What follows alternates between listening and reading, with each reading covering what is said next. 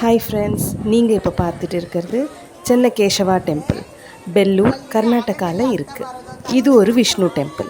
கிபி 11ஆம் நூற்றாண்டில் ஹாய்சாலா எம்பையர் இருந்தப்போ முதலாம் நரசிம்மனால் கட்டப்பட்டது. இந்த மானுமெண்ட்டை Karnataka state division of archaeological survey of India பாதுகாத்துட்டு வராங்க. இது நம்ம சேனல் ரோம் அரவுண்ட். சப்ஸ்கிரைப் பண்ணுங்கள், லைக் பண்ணுங்கள்.